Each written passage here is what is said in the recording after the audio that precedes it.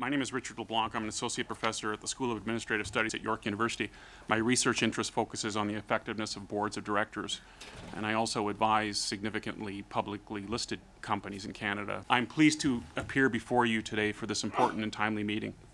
My remarks include addressing the progress that has been made in women becoming members of boards of directors of significant Canadian companies.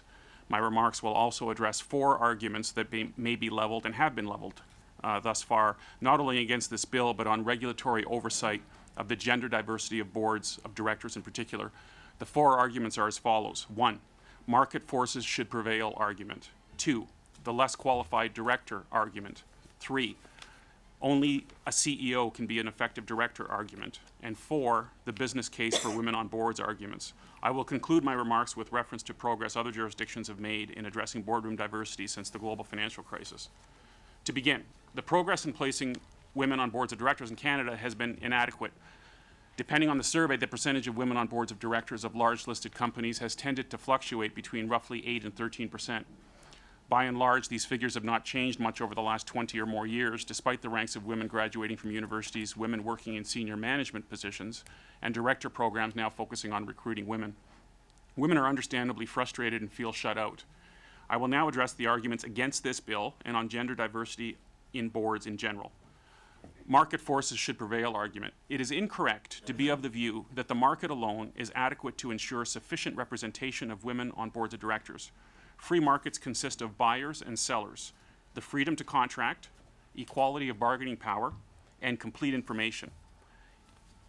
In the case of women on boards and director nomination and election more broadly, the present system is largely self-selecting and opaque. Shareholders of widely held companies, in theory, elect directors. In reality, however, shareholders have very little real power to elect directors to boards. Hence, what's known as proxy access in the U.S., a modest proposal, is intended to give shareholders owning 3% of a company's equity over a 3-year period the opportunity to nominate up to 25% of the company's board for an uncontested director election. To claim that women have equal opportunity and power to nominate themselves as sellers to a board as a buyer when shareholders themselves do not have that power at present is to acknowledge that the market for corporate directors is not free, but is stacked in favor of incumbent boards and senior management. Hence, there is precedent now for regulators stepping in to cure market imperfections.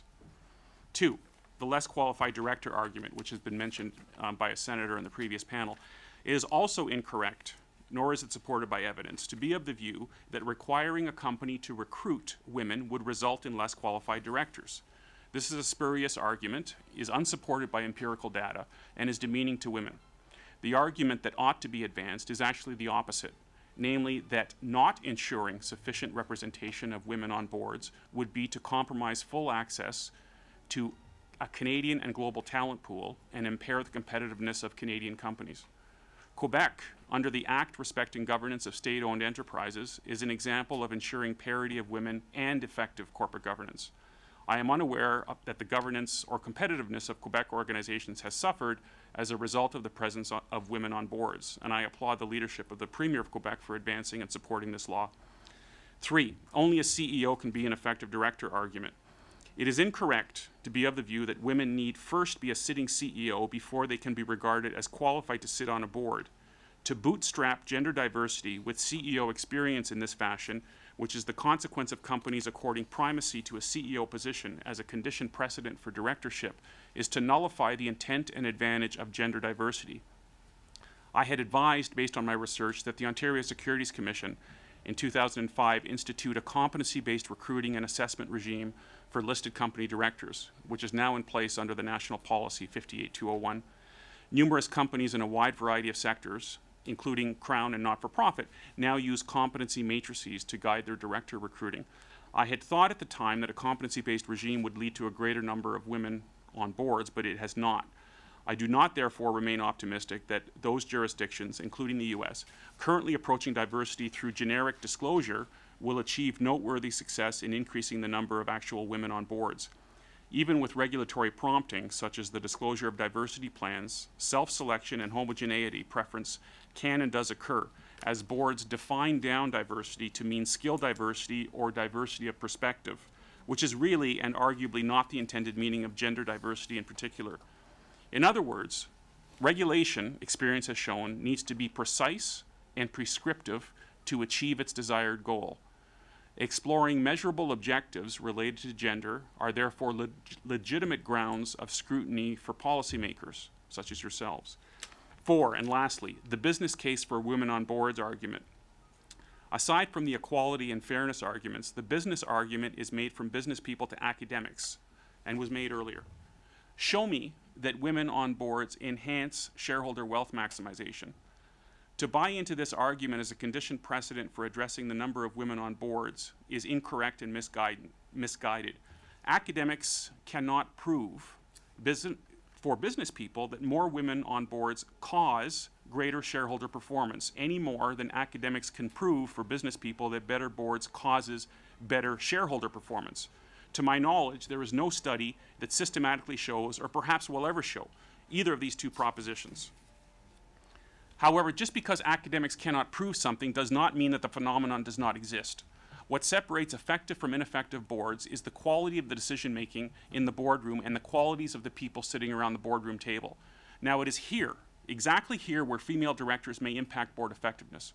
What qualitative and quantitative research on gender diversity tends to support is that the nature of the dialogue and interplay during board deliberations and decision-making changes with additional women directors beyond the token 1 or 2.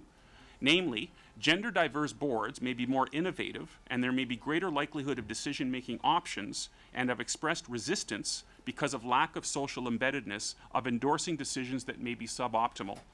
In addition, diverse boards may allocate more time and effort to monitoring and holding CEOs to account for poor stock performance more effectively. Although diverse boards may be somewhat more difficult to manage, this disadvantage may be more than offset by effective leadership and enhanced overall decision-making. Lastly, what other jurisdictions are doing. It is hardly surprising, therefore, in the aftermath of the global financial crisis, which was exacerbated by independent boards composed of largely male CEOs of unrelated industries approving risks that they did not understand, are now focusing on enhancing the competitiveness and competencies and diversity of corporate boards, and women in particular. In the last year, for example, the United States, the United Kingdom, countries in Europe and Australia are now beginning to address boardroom gender diversity. What all these countries have in common is political leadership and courage, and acknowledging that more effort and policy making is needed. Thank you, Mr. Chair, for inviting me to participate, and my colleagues and I look forward to responding to your questions. Thank you very much, Professor.